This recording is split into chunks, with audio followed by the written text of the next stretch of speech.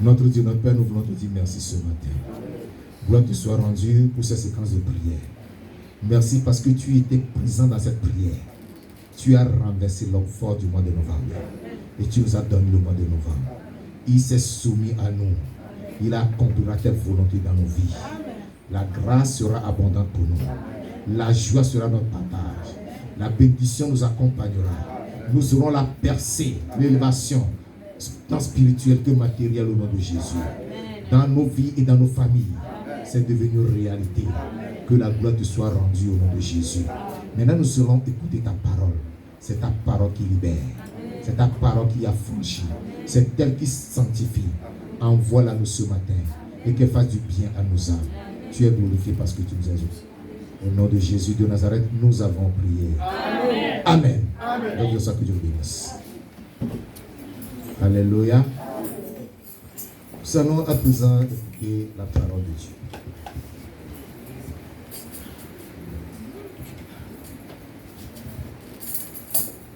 Le message que nous considérons ce matin a pour thème: sois un membre actif du corps de Christ.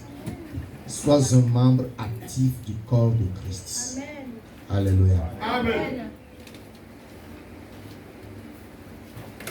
J'invite chacun à prêter vraiment attention à ce message. Parce qu'il y en a qui sont en Christ, qui sont très amorphes. Pour eux, l'essentiel, c'est de venir s'asseoir dans l'église. Ils attendent le dernier Amen. Ils se lèvent et s'en vont comme des bossus qui ne veulent même pas dans leur boss lorsqu'ils s'en vont. Alléluia. Quand on est à Christ, on est actif pour le Seigneur. On le sert d'une manière ou d'une autre. Alléluia. Parce que vous voyez les membres de nos corps. Parce que c'est de ça que je vais partir. Nous allons lire le passage tout à l'heure. Les membres de nos corps. Vous voyez la tête, les yeux, la bouche, le nez, les oreilles, les mains, les pieds, tout ça là. Tous ces membres travaillent en harmonie. Hein? Tous ces membres travaillent en harmonie. Si je veux avancer ou reculer, lesquels de mes membres font le mouvement? Ce sont mes pieds. Et quand le pied bouge, les oreilles sont où? Les oreilles sont où? Les oreilles derrière. Les yeux restent derrière. Les mains restent derrière. Tout bouge au même moment. Amen. Alléluia. Amen. Donc vous comprenez que tous les membres du corps sont actifs au même moment. Amen. Au même moment. Même si avec la langue, je prouve du plaisir en mangeant quelque chose de délicieux, quelque chose que j'aime, ma langue dit: oh, c'est doux, c'est bon, c'est intéressant, c'est succulent. Et mon cœur se réjouit. Amen. Alléluia. Amen.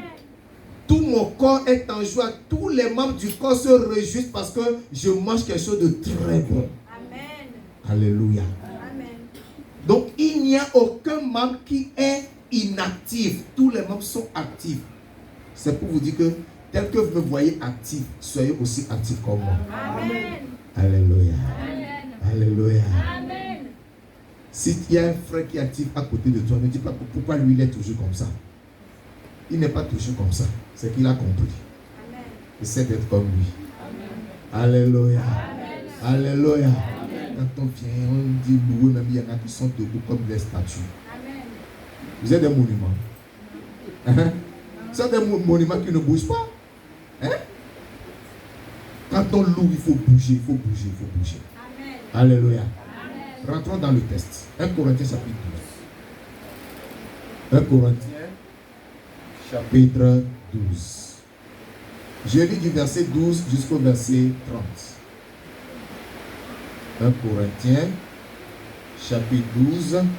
Je lis du verset 12 au verset 30. Il est écrit et je lis: car comme le corps est un et a plusieurs membres, et comme tous les membres du corps, malgré leur nombre, ne forment qu'un seul corps, ainsi en est-il de Christ. Nous avons tous, en effet, été baptisés dans un seul esprit pour former un seul corps, soit juif, soit grec, soit esclave, soit libre, Et nous avons tous été abreuvés d'un seul esprit. Ainsi, le corps n'est pas un seul membre, mais il est formé de plusieurs membres. Si le pied disait, parce que je ne suis pas humain, je ne suis pas du corps, ne serait-il pas du corps pour cela? Et si l'oreille disait, parce que je ne suis pas un œil, je ne suis pas du corps, ne sera-t-il pas du corps pour cela? Si tout le corps était œil, où serait-lui? S'il était tout ouïe, où serait l'odorat? Maintenant, Dieu a placé chacun des membres dans le corps comme il a voulu. Si tous étaient un seul membre, où serait le corps? Maintenant, donc, il y a plusieurs membres et un seul corps. L'œil ne peut pas dire à la main, je n'ai pas besoin de toi. Ni la tête dit aux pieds, je n'ai pas besoin de vous. Mais bien plutôt, les membres du corps qui paraissent être les plus faibles sont nécessaires. Et ceux que nous estimons être les moins honorables du corps, nous les entourons d'un plus grand honneur. Ainsi, nos membres les moins honnêtes reçoivent le plus d'honneur. Tandis que ceux qui sont honnêtes n'en ont pas besoin. Dieu a disposé le corps de manière à donner plus d'honneur à ceux qui en manquaient, afin qu'il n'y ait pas de division dans le corps, mais que les membres aient également soin les uns des autres. Et si un membre souffre, tous les membres souffrent avec lui. Si un membre est honoré, tous les membres se réjouissent avec lui. Vous êtes le corps de Christ et vous êtes ses membres, chacun pour sa part. Et Dieu a établi dans l'Église, premièrement, des apôtres, secondement, des prophètes, troisièmement, des docteurs, ensuite ceux qui ont le don des miracles, puis ceux qui ont les dons de guérir, de secourir, de gouverner, de parler diverses langues. Tous sont-ils apôtres? Tous sont-ils prophètes? Tous sont-ils docteurs? Tous ont-ils le don des miracles? Tous ont-ils le don de guérison? Tous parlent-ils en langue? Tous interprètent-ils? Amen. Amen. Amen. Le passage nous montre clairement comment fonctionnent les membres de notre corps, afin de nous enseigner ce qu'on appelle le corps de Christ. C'est pour nous dire, à travers cette illustration, que lorsqu'on parle de corps de Christ qui est l'Église, cette Église est composée de plusieurs membres. Et tout comme les membres du corps humain fonctionnent en harmonie, agissent en harmonie, de la même manière, tous les membres du corps de Christ doivent agir en harmonie, doivent travailler en harmonie, sans discordance, sans division, sans désunion. Tous les membres du corps sont attachés au corps, ils sont unis. Alléluia. C'est comme un arbre qui a plusieurs branches. Toutes ces branches se nourrissent de la sève qui est puisée dans le sol par les racines. Cette sève monte et est distribuée à toutes les branches. C'est pourquoi, lorsque vous voyez tout arbre, toutes les branches qui portent des feuilles, toutes les feuilles sont vertes au même moment. Et ça doit jaunir, ça jaunit au même moment. Vous n'avez pas remarqué ça? C'est parce qu'ils se nourrissent à la même source. Le corps de Christ également se nourrit à la même source. Nous sommes tous attachés à Christ. Nous sommes tous les membres du corps de Christ. Et si nous sommes nourris à la même source qu'est Christ, nous devons avoir la même vitalité.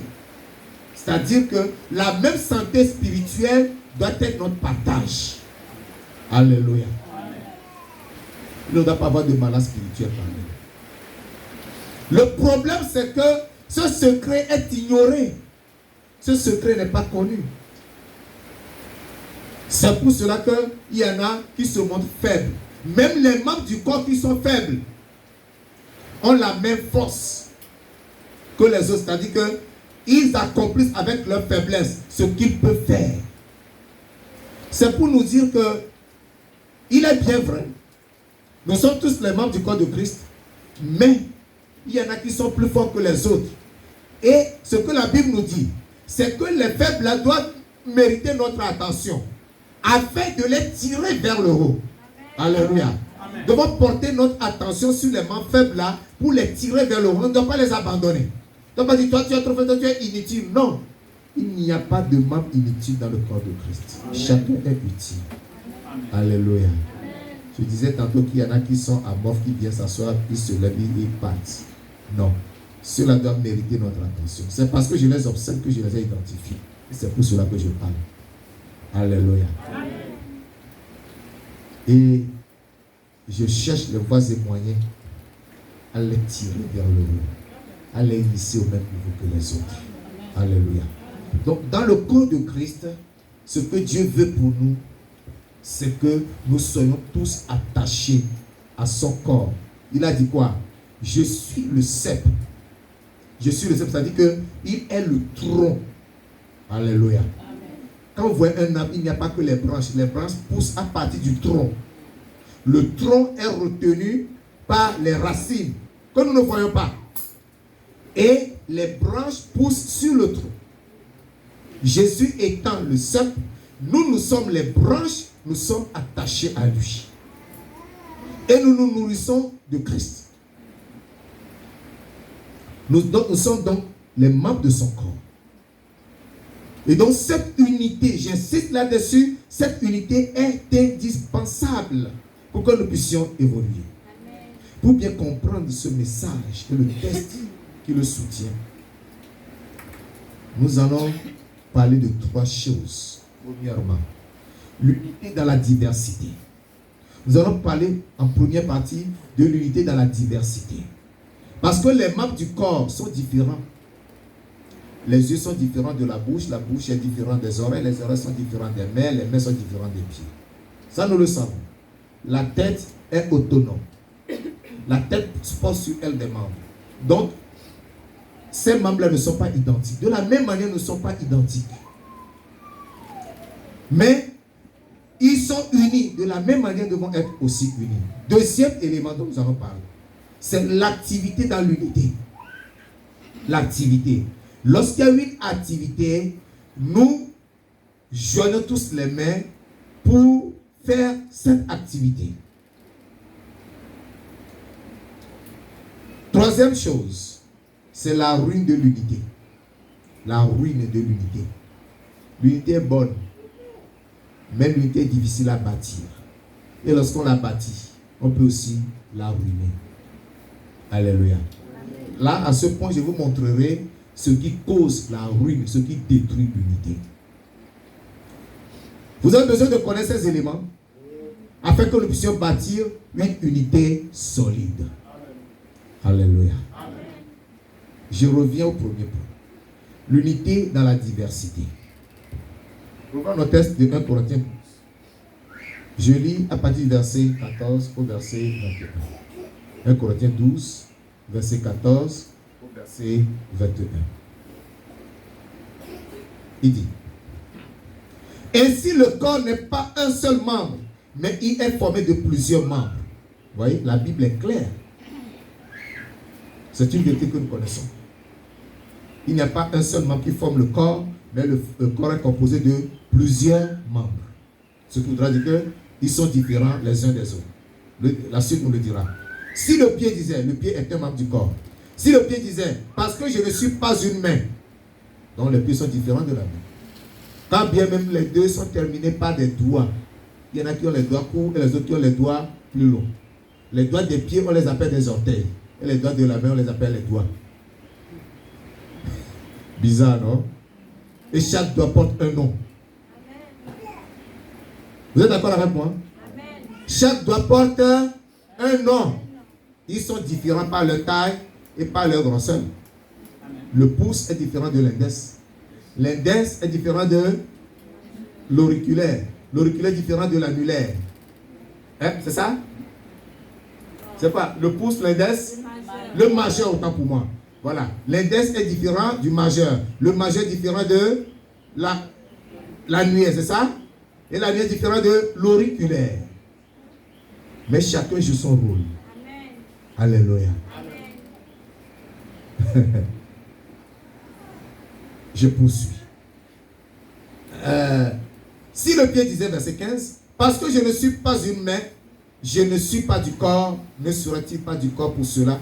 Et si l'oreille disait, parce que je ne suis pas un œil, je ne suis pas du corps, ne serait-elle pas du corps pour cela? Si tout le corps était œil, où serait lui? C'est-à-dire, où seront les oreilles? S'il était tout œil, c'est-à-dire s'il n'y avait que des oreilles, où serait l'odorat? Où serait le nez? Maintenant, Dieu a placé chacun des membres dans le corps comme il a voulu. Si tous étaient un seul membre, où serait le corps? Le corps n'existerait même pas. Si tous ces membres n'étaient qu'un seul membre là, le corps n'existerait pas. On verra peut-être seulement une oreille en train de se déplacer, en train de tout faire. Ce sera bizarre. Vous voyez ça vous faire rire, non? Il faut se faire ces images lorsque vous lisez la Bible. Alléluia. Verset 20. Maintenant, donc, il y a plusieurs membres et un seul corps. L'un ne peut pas dire à la main, je n'ai pas besoin de toi. Ni la tête dire aux pieds, je n'ai pas besoin de vous. Mais bien plutôt, les membres du corps qui paraissent être les plus faibles sont nécessaires. Et ceux que nous estimons être les moins honorables du corps, nous les entourons d'un plus grand honneur. Ainsi, nos membres les moins honnêtes reçoivent le plus d'honneur. Tandis que ceux qui sont honnêtes n'en ont pas besoin parce qu'ils sont déjà forts, ils sont déjà solides. Dieu a disposé le corps de manière à donner plus d'honneur à ceux qui en manquaient. Amen. Amen.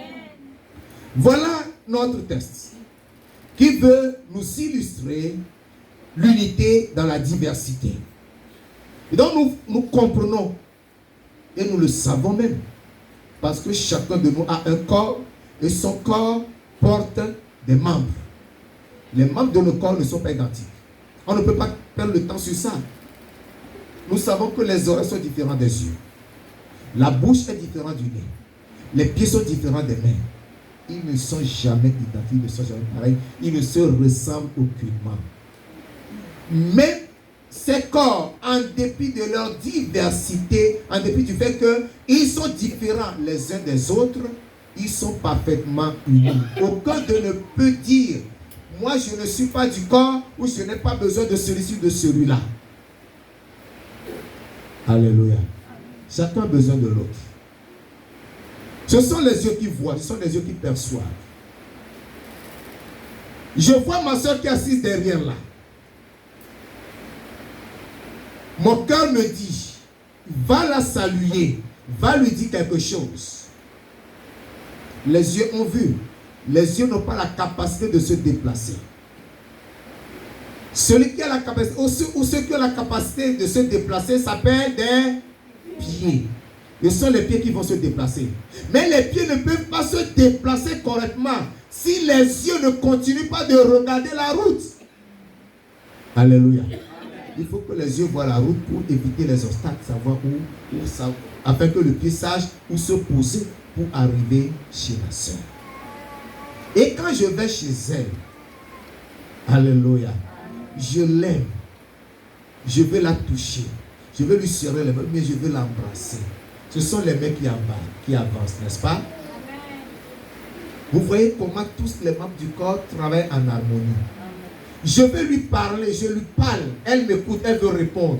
Ce ne sont pas les yeux qui vont écouter, ce sont les oreilles qui écoutent. Alléluia. Je dis tout cela pour vous montrer l'harmonie dans le fonctionnement des membres du corps. Il n'y a pas de division. Ils sont différents les uns des autres, mais ils travaillent tous ensemble pour le bonheur du corps. Alléluia. Alléluia. Ainsi nous sommes différents les uns des autres. Moi je m'appelle Samuel. Toi tu t'appelles Jean. Toi tu t'appelles Ruth. Toi tu t'appelles Esther. Malgré nos différences, nous devons travailler en harmonie. Alléluia. Amen. Je suis Togolais, tu es Camerounais, tu es Gabonais, tu es Ghanéen. Nous sommes ensemble dans le corps de Christ. Nous formons un seul, il n'y a pas de division. Amen. Alléluia. Dans le corps de Christ, il n'y a pas de nationalité.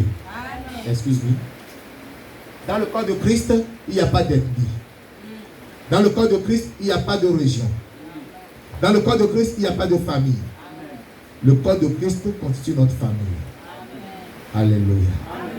Nous sommes différents les uns des autres. Il y a des cours, il y a des gènes. Nous allons arriver à des endroits où nous serons coincés. Tout le monde ne peut pas rentrer. Nous aurons besoin d'un courrier de messe qui puisse passer par là. Nous allons regarder parmi nous. Toi, tu peux aller. Allez, va. Le chien qui voudra rentrer, il va se cogner. Il ne pourra pas. Le coup fera la chose à notre place. Alléluia. C'est ça l'harmonie. L'harmonie dans le fonctionnement. C'est-à-dire l'unité dans la diversité. Malgré notre diversité, nous sommes unis, nous sommes solidaires. Alléluia. Ce que je ne peux pas faire, quelqu'un pourra le faire. Je peux enseigner, je ne peux pas chanter. Elles sont là pour chanter. Alléluia. Je peux prêcher, je ne peux pas accueillir les gens. Il est là, elle est là pour accueillir les gens et les installer. Je peux prêcher, mais je ne peux pas veiller à ce que chacun soit à l'aise. Elle est là pour le faire. Alléluia. Je peux prier, mais je ne peux pas, je peux prêcher, mais je ne peux pas intercéder. Il y a les intercesseurs pour ça. Alléluia. Chacun joue un rôle dans le corps de Christ. Gloire à Dieu. C'est pour cela que, en dépit de nos diversités et de nos différentes fonctions, nous devons veiller à ce que nous fassions tout en harmonie. Cela est nécessaire. Et pour que nous parvenions à l'harmonie, nous avons besoin de 7 ingrédients. Alléluia. Tu veux connaître les 7 ingrédients là? Les ingrédients, ce sont les éléments qui composent le... N'est-ce pas? Ce sont les éléments qui composent le repas. C'est ça qu'on appelle ingrédients. Alléluia. Le premier ingrédient, c'est l'amour. Tu as besoin de l'amour. Si tu veux vraiment fonctionner en harmonie dans la diversité, nous avons besoin de quoi? 1 Pierre chapitre 4, le verset 8. 1 Pierre chapitre 4, le verset 8. Il nous dit: avant tout, ayez les uns pour les autres une ardente charité. C'est-à-dire, ayez les uns pour les autres un ardent amour. Aimons-nous ardemment les uns les autres, car l'amour couvre une multitude de péchés. Attention, comprenez ça bien. Ça ne veut pas dire que j'aime mon frère, que je vais le soutenir ou le supporter dans le péché. C'est pas ce que cela voudra dire. C'est-à-dire qu'avec l'amour que j'ai pour lui, je couvre ses faiblesses et je l'aide à sortir de ses faiblesses. Je ne vais pas exposer ses faiblesses. Pour comprendre ce que je suis en train de dire, je vais prendre l'exemple d'un couple. Le couple, c'est monsieur et madame. C'est madame qui est à la cuisine. Vous avez un invité. Madame prépare. Malheureusement, elle a exagéré le sel.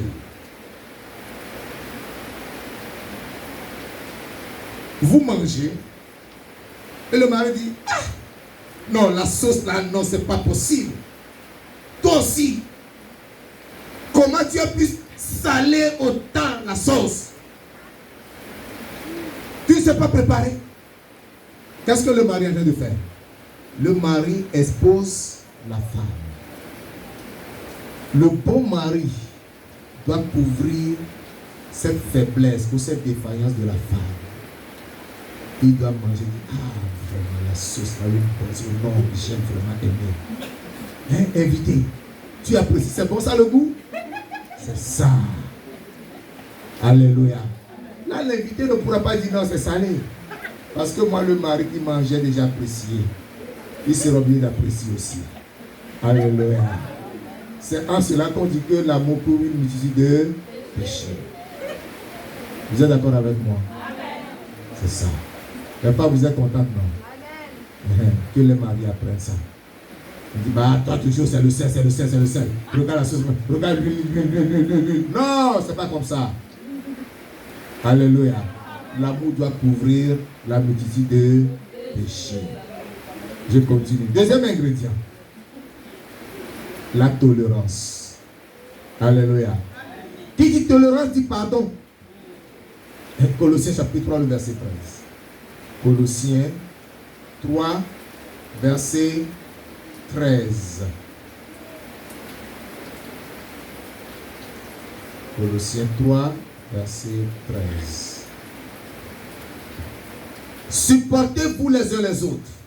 Et s'il l'un a sujet de se plaindre de l'autre, pardonnez-vous réciproquement.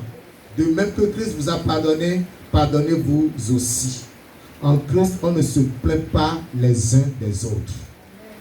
Mais on se tolère, on se supporte. On se pardonne.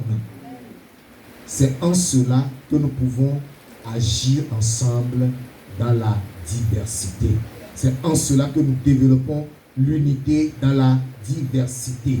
Troisième ingrédient, l'humilité. L'humilité. Philippiens, chapitre 2, le verset 3. Philippiens, chapitre 2, le verset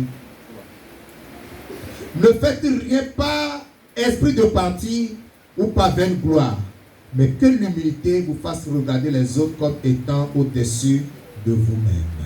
Alléluia. Ça s'appelle l'humilité. Ça dit que tu vois l'autre. Je ne suis pas plus grand que lui.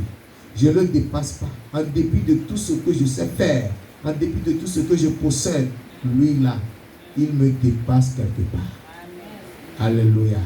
Et je le considère ainsi. Ça s'appelle l'humilité. C'est cette humilité qui en toi te permettra d'écouter les reproches, les remarques et les observations que les autres vont te faire. Et tu vas te plier à cela. C'est l'humilité qui fera en sorte que tu sois attentif aux critiques constructives que les autres te font.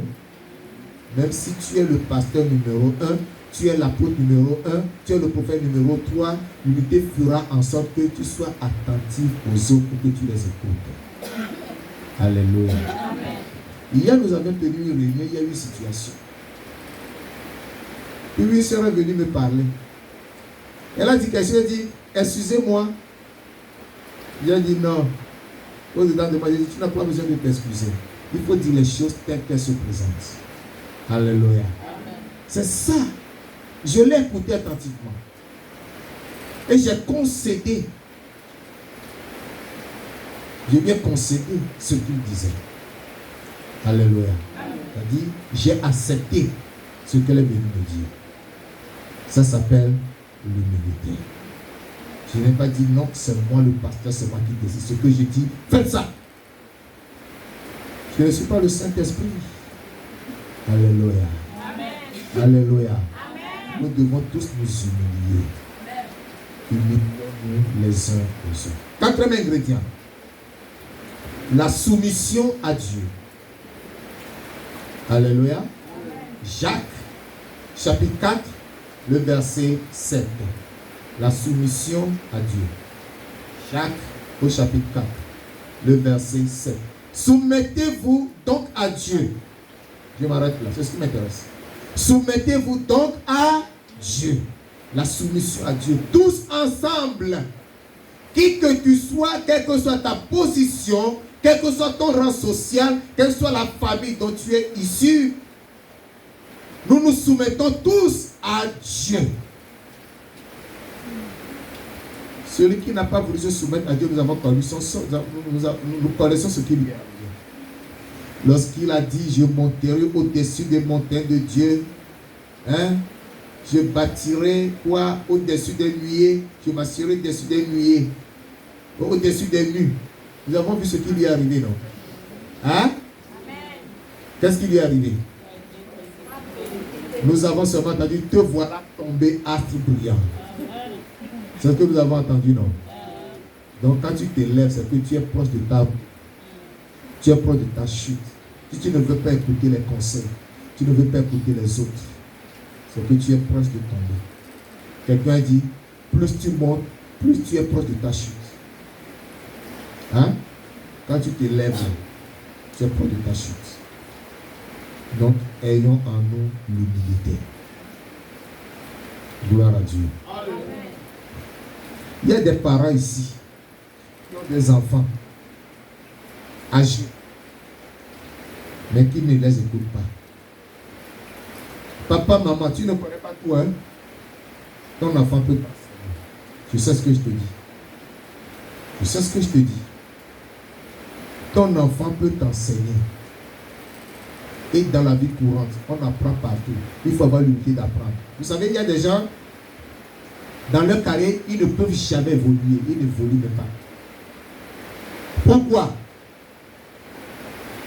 Parce que tu es nommé directeur. Tu arrives au bureau. Tu vois le coursier. Tu vois le gardien. Tu vois l'agent d'accueil. Tu vois la secrétaire.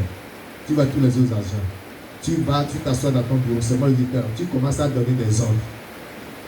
Tu vas tomber le lendemain.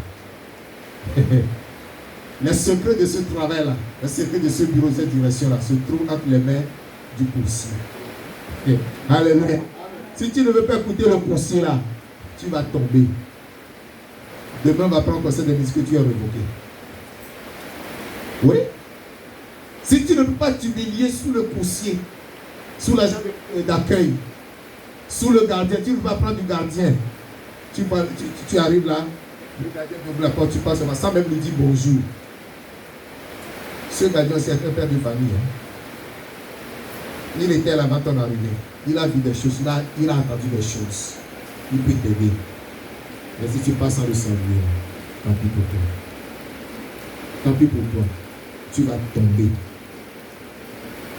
Il faut avoir l'unité de considérer tout cela. Je dis ceci par rapport à tous ceux qui occupent des postes de responsabilité. Tu vas dire, ne me dis pas que tu n'es qu'un manœuvre ou bien tu n'es qu'une ménagère. Tu ne sais pas où le Seigneur va t'amener demain. Alléluia. Amen. Reçois cette prophétie. Amen. Alléluia. Amen. Tu ne sais pas là où tu iras demain. Garde bien ce conseil que je te donne ce matin. Amen. Partout où tu vas arriver, ceux-là qui seront au-dessous de toi, respecte-les. Respecte-les. Amen. Quelqu'un était enfermé dans le frigo de son entreprise. C'est-à-dire dans la chambre froide. Mais qui l'a sauvé? C'est le gardien. Pourquoi? Parce que chaque soir qu'il sortait du bureau, il disait au revoir au gardien. Et le jour-là, le gardien attendait au poste. Tout le monde était sorti. Mais lui n'était pas sorti. Ah. Cet technicien, il est rentré dans la chambre froide pour vérifier quelque chose. Et par inattention, l'heure de sortie était sonnée, avait sonné. Et celui qui avait la clé était allé fermer sans vérifier.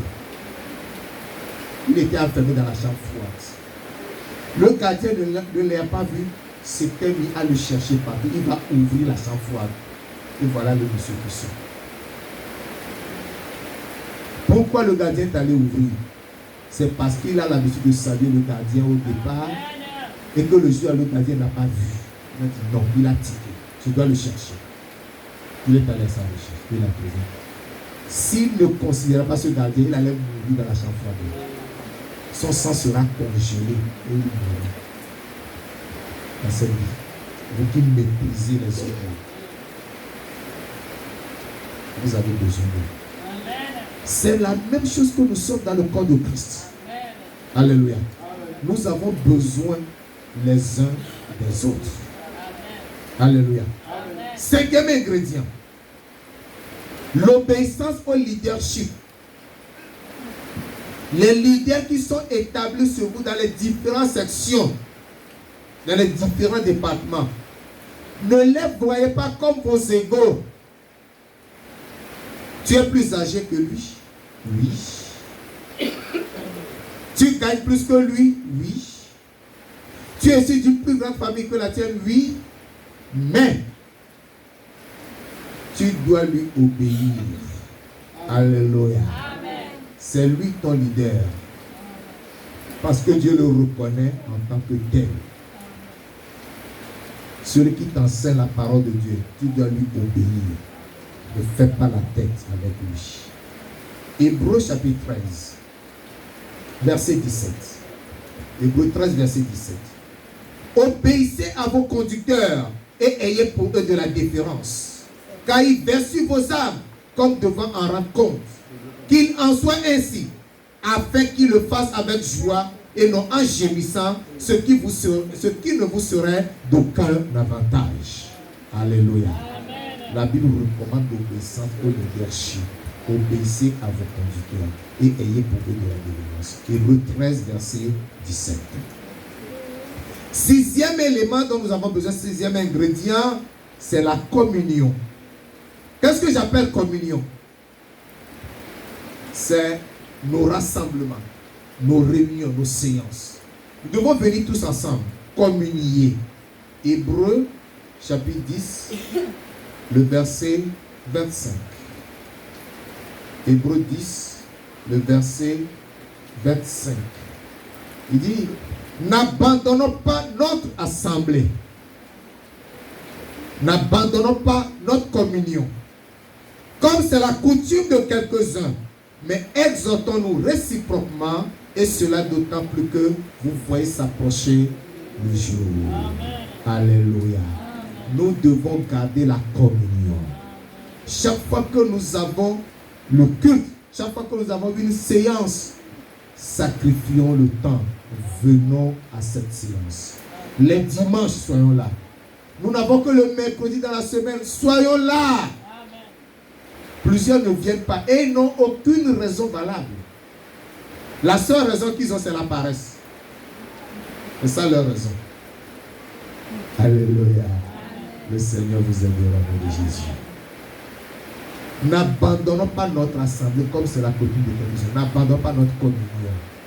Gardons cette communion. Dieu est et c'est merveilleux. Alléluia. Le septième et dernier ingrédient, c'est la fidélité. Dieu nous veut fidèles. Fidèles à notre profession de foi, fidèles à notre engagement, fidèles à la parole de Dieu, fidèles à Dieu dans tout ce que nous faisons. Apocalypse chapitre 2, le verset 10. Apocalypse chapitre 2, le verset 10. Ne crains pas ce que tu vas souffrir. Voici, le diable jettera quelques-uns de vous en prison, afin que vous soyez éprouvés, et vous aurez une tribulation de 10 jours. Voici ce qui m'intéresse. Sois fidèle jusqu'à la mort, et je te donnerai la couronne de vie. Amen. Malgré les difficultés que tu vas rencontrer dans ta marche avec Christ, malgré les problèmes que tu auras dans ta vie de chrétien, reste fidèle à Dieu. Amen. Reste fidèle à la parole de Dieu. Amen. Garde la foi. Parce que ton couronnement en dépend. Amen. Alléluia. Soyez bénis. Amen. Lorsque ces ingrédients qui constituent le socle de l'unité demeurent en nous, alléluia, alors nous pourrons tous entreprendre et réussir ensemble. Nous pouvons entreprendre toutes choses, tout, nous pouvons tout entreprendre et réussir parce que le socle est là. Les 7 ingrédients sont présents. Et donc l'unité est bien bâtie sur ce socle solide. Et nous allons avancer, nous allons faire des exploits. Ce qui nous conduit au deuxième point. L'activité dans l'unité. Nous avons vu l'unité dans la diversité. Maintenant, nous parlons de l'activité dans l'unité. Nous sommes dans notre texte de 1 Corinthiens 12. Cette fois-ci, je lis du verset 22 au verset 30. Verset 22, 1 Corinthiens 12, 22 à 30. 1 Corinthiens 12, 22 à 30. Mais bien plutôt, les membres du corps qui paraissent être les plus faibles sont nécessaires. Et ceux que nous estimons être les moins honorables, nous les entourons d'un plus grand honneur. Ainsi, nos membres les moins honnêtes reçoivent le plus d'honneur. Tandis que ceux qui sont honnêtes n'en ont pas besoin. Dieu a disposé le corps de manière à donner plus d'honneur à ceux qui en manquaient, afin qu'il n'y ait pas de division dans le corps, mais que les membres aient également soin les uns des autres. Et si un membre souffre, tous les membres souffrent avec lui. Si un membre est honoré, tous les membres se réjouissent avec lui. Vous êtes le corps de Christ et vous êtes ses membres, chacun pour sa part. Et Dieu a établi dans l'Église premièrement les apôtres, secondement des prophètes, troisièmement des docteurs, ensuite ceux qui ont le don des miracles, puis ceux qui ont le don de guérir, de secourir, de gouverner, de parler diverses langues. Sont-ils apôtres? Tous sont-ils apôtres? Tous sont-ils prophètes? Tous sont-ils docteurs? Tous ont-ils le don des miracles? Tous ont-ils le don de guérison? Tous parlent-ils en langue? Tous interprètent-ils? Voyez, cette diversité de dons nous montre que, en dépit de cette diversité, de cette différence de dons que chacun peut avoir, nous devons être toujours unis pour agir. Alléluia. Donc cela nous montre l'importance d'être unis dans ce que nous entreprenons dans le corps de Christ. Nous nous soutenons et nous nous donnons mutuellement des soins. Nous nous réjouissons ensemble et nous pleurons aussi ensemble parce que les Écritures nous enjoignent, nous leur donnent. Réjouissez-vous avec ceux qui se réjouissent et pleurez avec ceux qui pleurent. Cela est la preuve de l'unité. Et lorsqu'il y a un projet, nous allons ensemble, nous nous unissons pour porter ce projet, pour travailler pour la réussite de ce projet. Un avantage très important de l'unité du corps de Christ, c'est la perception des problèmes et des besoins dans l'assemblée et les approches de solutions. Qu'est-ce que je veux dire? Lorsque nous sommes tous unis, j'espère que vous m'attendez, la prière n'empêche pas. Vous m'écoutez bien? Amen. Lorsque nous sommes tous unis, tous ensemble, nous regardons en avant. Et plus que nous sommes unis et que le même esprit nous anime, nous regardons tous et nous percevons les problèmes de l'Église, les problèmes des uns et des autres. Et tous ensemble, nous trouvons la solution que nous apportons à ces problèmes. Je vais vous donner un exemple palpable dans la Bible. Ouvrez vos Bibles avec moi dans 2 Rois chapitre 6. 2 Rois chapitre 6. Lisons du verset 1 au verset 4. 2 Rois chapitre 6. Verset 1, verset 4. Pardon, je suis d'accord. Je dis bien 2 Rois chapitre 6, verset 1 au verset 4. Les fils des prophètes dirent à Élisée: voici le lieu où nous sommes assis devant toi est trop étroit pour nous. Est-ce que c'est Élisée qui a dit ça? Est-ce que c'est Élisée qui a dit que le lieu où ils sont assis est trop étroit pour eux? Qui a dit ça? Ou qui ont dit? Les fils des prophètes. Qui appelle-t-on les fils des prophètes? Les élèves d'un prophète, ceux qui apprennent au pied d'un prophète, ce sont ceux qu'on appelle les fils des prophètes. Alléluia. C'est-à-dire les élèves prophètes. Hein? Comme nous sommes là, je pourrais me permettre de dire que vous êtes mes élèves. Nous sommes tous des disciples de Jésus. Vous êtes mes disciples. Mais nous sommes tous les disciples de Jésus. Alléluia. Donc les fils de prophètes, ceux-là qui apprennent au pied d'Élie et d'Élisée, autant pour moi, ce sont eux qui ont constaté que le lieu où ils étaient assis est devenu étroit, c'est devenu trop petit pour les accommoder. Vous voyez? Et ils ont perçu ce problème. Vous allez voir que tous ensemble, ils ont eu des approches de solutions. Le verset 2. Regardez ce qu'ils ont dit à Élisée le prophète. Allons jusqu'au Jourdain. Parce que là où ils étaient là, c'est éloigné du Jourdain. C'est au Jourdain, au bord du Jourdain que se trouve la forêt. où vous pouvez trouver du bois. Il dit, allons jusqu'au Jourdain. Nous prendrons là chacun une poutre et nous y ferons un lieu d'habitation. Ce sont les filles des prophètes. Hein? Élisée répondit, allez. Le maître leur a dit, allez, faites comme vous comprenez. Verset 3. Et l'un d'eux dit, consent venir avec tes serviteurs. Il répondit, j'irai. Alléluia. J'irai. Ça c'est l'unité. Les enfants l'ont invité à aller avec eux chercher du bois. Il a dit, j'irai avec vous. C'est l'unité. Verset 4. Il partit donc avec eux. Arrivé au Jourdain, ils coupèrent du bois. C'est ça qui m'intéresse. Ils ont tous coupé du bois. Alléluia. Voyez ce que je dis. Je dis que lorsque nous sommes unis, nous allons tous découvrir les problèmes ensemble et ensemble nous allons apporter la solution à ces problèmes. Les élèves d'Élisée étaient devant lui. Ils se sont rendus compte que non, nous augmentons en nombre. Le lieu là est devenu trop petit, trop restreint pour nous. Allons au Jourdain, nous allons trouver du bois, nous allons construire au bord du Jourdain une maison, nous allons habiter là, nous allons bien apprendre. Alléluia. Et Élisée a consenti d'aller avec eux. C'est ça ce que fait l'unité. Donc lorsque nous sommes tous unis dans l'église, chacun peut dire, ah, ça c'est bon. Parce que tu ne diras pas que l'église, l'affaire de l'église, c'est l'affaire du pasteur. Tu diras non, le problème de l'église, c'est notre affaire à nous tous. Alléluia.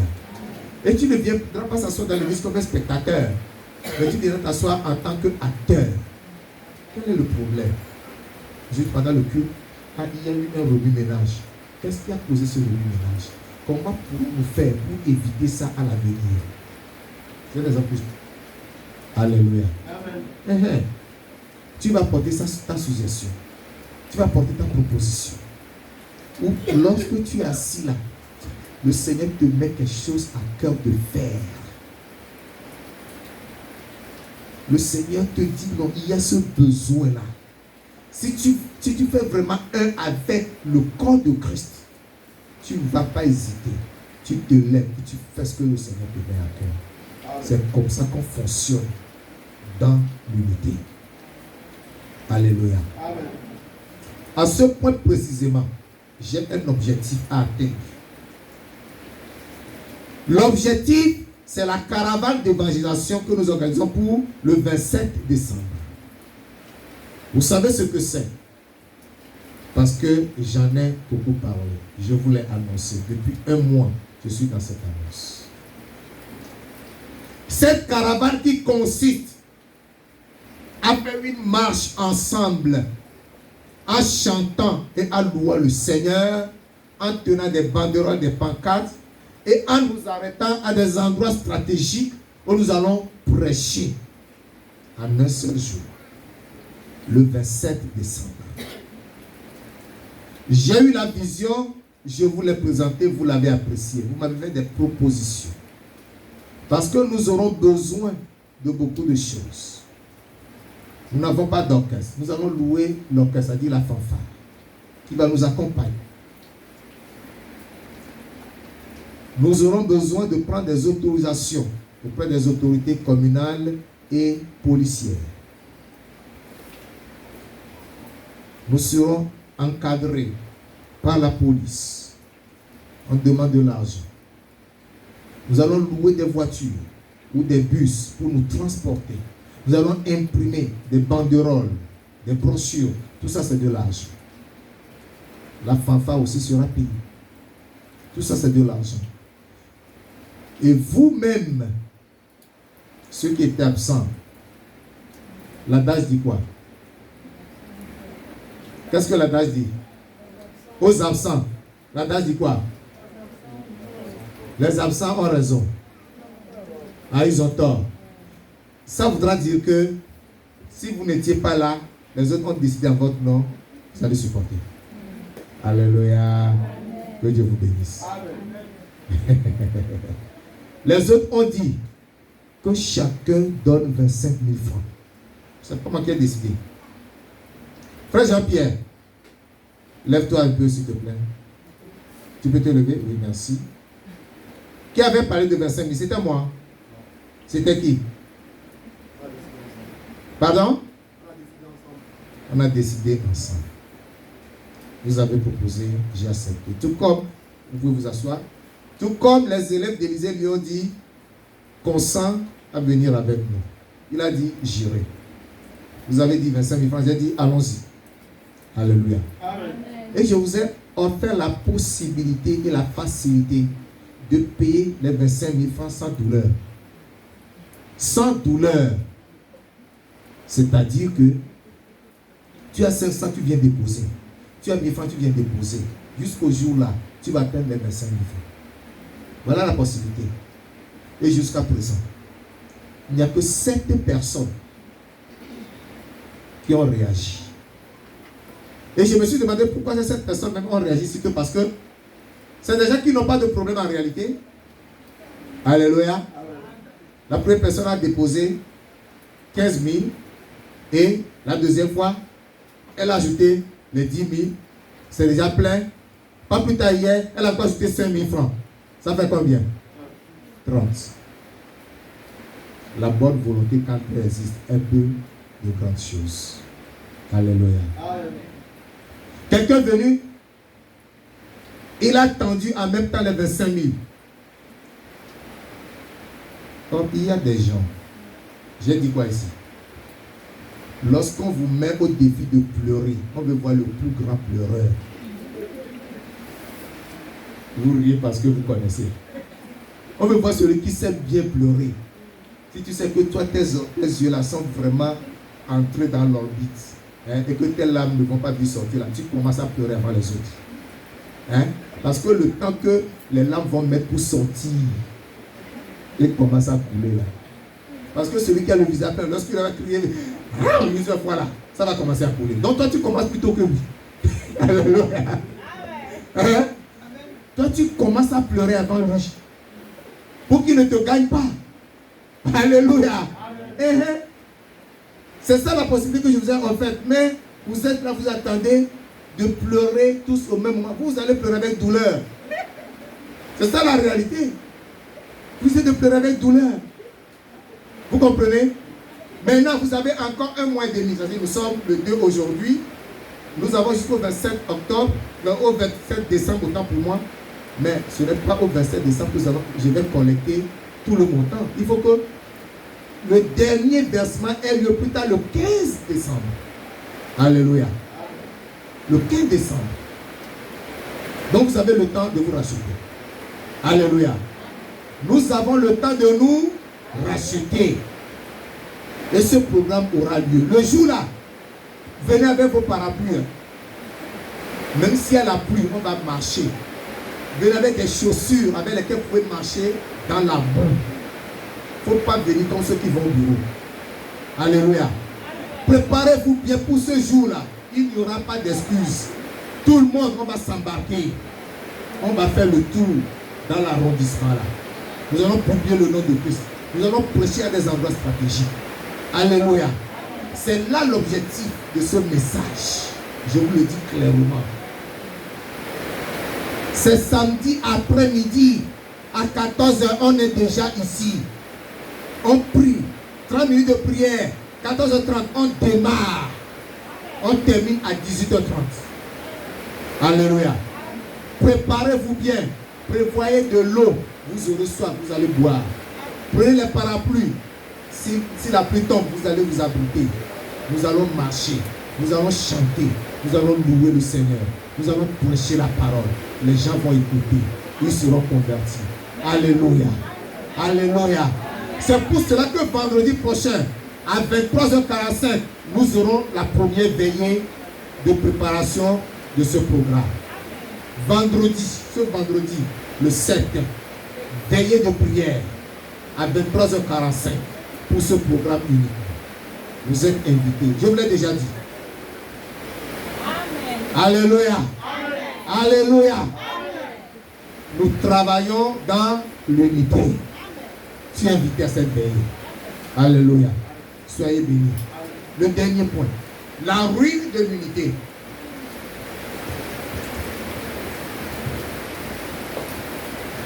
La ruine de l'unité. Je vais aller rapidement. Qu'est-ce qui peut causer la ruine de l'unité? Qu'est-ce qui peut détruire l'unité? 1 Corinthiens chapitre 1. Verset 10 à 12. 1 Corinthiens chapitre 1. Verset 10 à 12. 1 Corinthiens chapitre 1. Verset 10 à 12. Je vous exhorte, frères, par le nom de notre Seigneur Jésus-Christ, à tenir tous un même langage et à ne point avoir de division parmi vous, mais à être parfaitement unis dans un même esprit et dans un même sentiment. Verset 11. Écoutez bien le verset 11. Car mes frères, j'ai appris à votre sujet par les gens de Chloé qu'il y a des disputes au milieu de vous. Je veux dire que chacun de vous parle ainsi. Moi je suis de Paul, et moi d'Apollos, et moi de Céphas, et moi de Christ. Regardez ça là. Le verset 13 pose la question. Je vais ajouter le verset 13 qui dit: Christ est-il divisé? Paul a-t-il été crucifié pour vous? Ou est-ce au nom de Paul que vous avez été baptisés? Parmi les frères de Corinthe, il y avait une grande division, il y avait des disputes, il y avait des querelles. C'est ça le souci de Paul pour cette église qui est riche en dons et en talents. Déjà les disputes, les querelles, les divisions sont défavorables à l'unité. 1 Corinthiens chapitre 5, verset 1.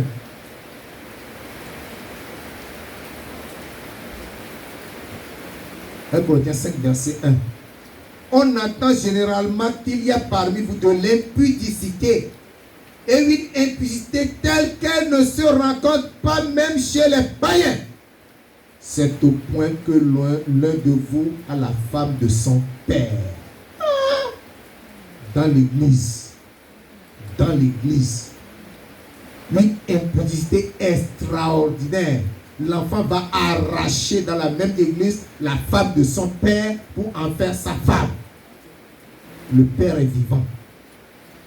Même si le père était mort, est-ce qu'on épouse la veuve du père? Abomination dans l'église. Et tous les Corinthiens étaient contents. Personne ne réagissait. Personne n'était ému. Ils appréciaient. C'est ça qui a étonné Paul. C'est quoi Paul pouvait dire: moi, absent de corps, j'ai déjà jugé cette personne. Qu'il soit livré à Satan pour la destruction du corps, afin que l'âme soit sauvée au jour du Seigneur. Alléluia.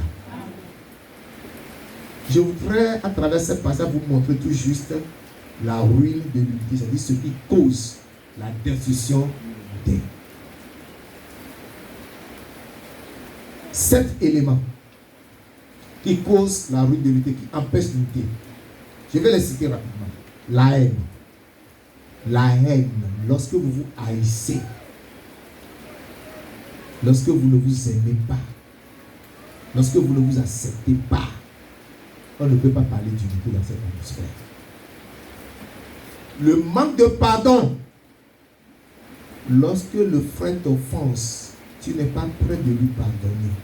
Il vient même demander pardon. Tu fais semblant: non, mon frère, c'est fini, prions. Cette histoire est terminée. Alors que dans ton cœur, tu n'as pas encore lâché ce problème-là. Et le manque de pardon. Avec ça, il n'y a pas d'unité. Le tribalisme et le racisme, ce sont des poisons de l'unité. Ça empoisonne l'unité. Lorsque même dans une nation, il y a le tribalisme, cette nation ne prospère pas. Vous savez pourquoi les Blancs évoluent? Chez les Blancs, je n'ai pas encore entendu parler d'ethnie. Chez nous en Afrique, nous parlons beaucoup d'ethnie. Hein? Alors qu'en France, par exemple, il y a différentes ethnies. Vous savez ça. Il y a différents ethnies. Mais tu n'as jamais entendu parler d'ethnie chez les Français. Pourquoi elle ne peut pas être unie? Quand toi tu dis, nous les gens du Nord, nous les gens du Sud, nous les gens de quoi?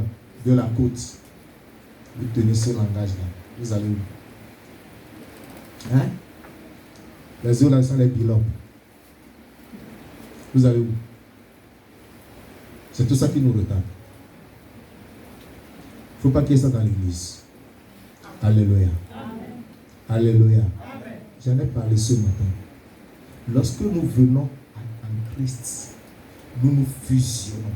Hein? On se fusionne. C'est-à-dire que nous sommes comme des métaux qu'on fond dans un récipient. Lorsque les métaux sont fondus, ils s'allient. C'est-à-dire ils s'attachent les uns aux autres. Et on ne fait pas de distinction. Ici, là, nous avons le fer, nous avons de l'or, nous avons l'aluminium, nous avons le cuivre, tous ensemble. Qu'est-ce que je vais désigner par le fer, l'or, l'aluminium, cuivre, tout ça là? Je vais désigner les différentes nationalités qui sont ici là. Alléluia. Mais nous ne parlons pas au nom d'une quelconque nationalité, mais nous parlons tous au nom de Christ. Amen. Alléluia. Évitons et rejetons cette tendance. Je remercie le Seigneur parce que les Blancs nous ont colonisés. Ils nous ont donné une langue à nous tous. Si tu as ta langue, si j'ai ma langue, lorsque nous sommes ensemble, nous parlons une seule langue. La langue du Blanc. Dieu est bien. Dieu est merveilleux. S'il n'y avait pas la langue du Blanc, là, on fera comment? Donc nous tenons tous le même langage. Alléluia. Pas de Congolais, pas de Gabonais. Pas de Togolais, pas de Gabonais. Pas de Ghanéens, pas de Gabonais. Nous sommes tous un en Christ. Alléluia. Si tu aimes ça, acclame le Seigneur. Alléluia. Soyez bénis. Troisième élément qui détruit l'unité. Quatrième élément qui détruit l'unité, les murmures. Les murmures, mon frère, si tu n'apprécies pas quelque chose, parle ouvertement. Comme la sœur a parlé hier. Elle est venue me voir. Pasteur, je veux vous voir. Elle est venue la première fois, j'étais occupé. Elle est revenue. Pasteur, je veux vous voir. Elle a parlé. Au lieu de rester à murmurer. Non, on ne fait pas ça. Tu n'es pas d'accord avec le frère, tu n'es pas d'accord avec la soeur, tu n'es pas d'accord avec le pasteur. Présente-toi, lui dis, mon frère, je ne suis pas d'accord avec toi sur ce point. Amen. Ça se règle là-bas, c'est terminé. Amen. Alléluia. Amen. On ne murmure pas. Plusieurs des enfants d'Israël étaient tombés morts au désert à cause de quoi? À cause des murmures. Évitons les murmures dans l'église. Alléluia. Amen. Si tu ne comprends pas quelque chose, approche-toi de celui que tu penses qu'il pourra t'expliquer. Il va te l'expliquer. Il ne faut pas rester à murmurer. Pourquoi ils ont fait ça? Pourquoi ils disent ça? Pourquoi le pasteur veut qu'on fasse une veillée pour marcher seulement, chanter, prêcher? Est-ce qu'on a besoin de veiller? Viens me demander pourquoi j'ai demandé la veille. Je vais t'expliquer. Alléluia. Amen. Si tu aimes dormir, va dormir. Il ne faut pas murmurer. Hein? Que ton seul péché soit le fait que tu es parti dormir. N'ajoute pas le péché du murmure. Alléluia. Amen. Le Seigneur nous aidera. Amen. Cinquième élément qui détruit l'unité, l'hypocrisie. Le paraître là. Ce que tu n'es pas. Tu fais voir aux autres que c'est ça que tu as arrêté, que tu n'es pas. Tu fais des choses en cachette. C'est toi qui vas bouder. Mais c'est toi qui vas venir dire, allons, faisons. C'est de l'hypocrisie. Chrétien le dimanche à l'église, païen lundi jusqu'à samedi dehors. Ça s'appelle l'hypocrisie. Be or not to be. Être ou ne pas être. Tu es ou tu ne l'es pas. Alléluia. Alléluia. Voilà. Il ne faut pas jouer à la diplomatie. Soyons frères et sincères. Évitons l'hypocrisie. Sixième élément. Et c'est ça qui a détruit l'église de Corinthe. L'impudicité. L'impudicité. Lorsque nous nous unissons, il n'y a pas que des hommes, il n'y a pas que des femmes. C'est les hommes et les femmes. Et évitons l'impudicité sous toutes ses formes. Aujourd'hui, même on a peur. Lorsque tu as un fils, un enfant garçon, qui te présente son ami, voilà mon ami. Tu as même peur, tu te demandes si c'est vraiment ami. Ou c'est ami. Parce que nous sommes parvenus dans un monde où les hommes ont perdu tout sens. Où les personnes de même sexe vont ensemble. On a plus peur. On est même plus rassuré qu'ils viennent avec une fille pour dire c'est son ami. Là on sait que c'est le feu qui est allumé vers vrai, on saura l'éteindre. Mais l'autre là, tu ne sauras pas l'éteindre. Vous comprenez ce que je dis, non? Amen. Que le Seigneur nous aide. L'impudicité. Le dernier élément. Ça s'apparente à l'hypocrisie. Le péché secret. Péché secret, c'est-à-dire, tu vas te cacher pour commettre le péché. Une personne, que tu viens, ça dit que c'est toi le plus saint, quoi. Vous comprenez ça? Tu te fais passer par le frère le plus saint, la soeur la plus sainte, alors que tu es bien soigné. Attention, l'Esprit de Dieu ne demeure pas dans ça. Jésus nous a dit que là où nous sommes rassemblés, je suis au milieu d'eux. Ce n'est pas que lorsque nous venons nous rassembler comme ça, non.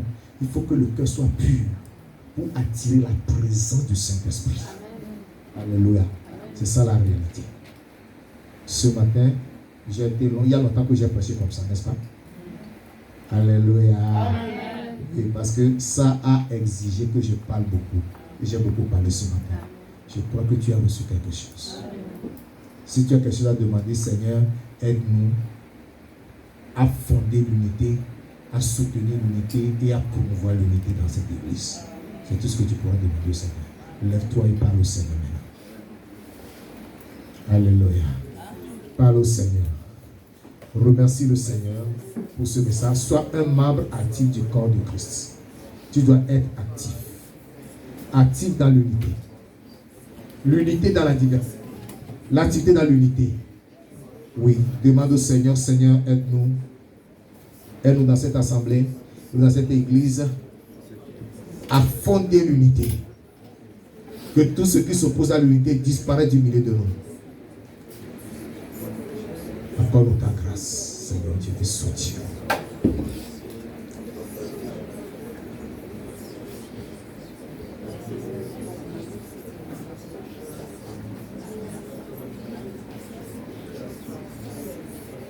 Que tout ce qui combat l'unité disparaisse du milieu de nous.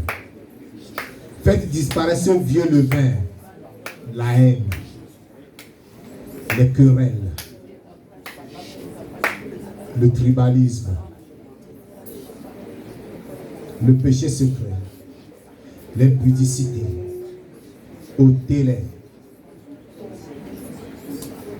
Soyons remplis d'amour, de tolérance, d'humilité, de soumission à Dieu, d'obéissance au leadership et de fidélité. Et alors nous verrons la gloire de Dieu. Au nom puissant de Jésus-Christ de Nazareth, nous avons prié. Amen. Notre Père et notre Dieu, nous te rendons gloire et te disons merci ce matin. Parce que tu veux que nous soyons des membres actifs du corps de Christ. Accorde-nous la grâce d'être parfaitement unis dans le même esprit. Pour que, Seigneur Dieu, nous soyons réellement actifs dans ce corps merveilleux que tu nous as donné au nom de Jésus. Que tout ce qui s'oppose et empêche l'unité soit ôté du milieu de nous au nom de Jésus-Christ. Seigneur Dieu, que par ton Esprit Saint, nous puissions poser les pas de l'unité dans cette église au nom de Jésus. Merci Seigneur parce que je crois que tu nous aides aussi. Gloire et louange te soit rendue pour ta fidélité. Au nom puissant de Jésus-Christ de Nazareth, nous avons prié. Amen. Amen. Amen.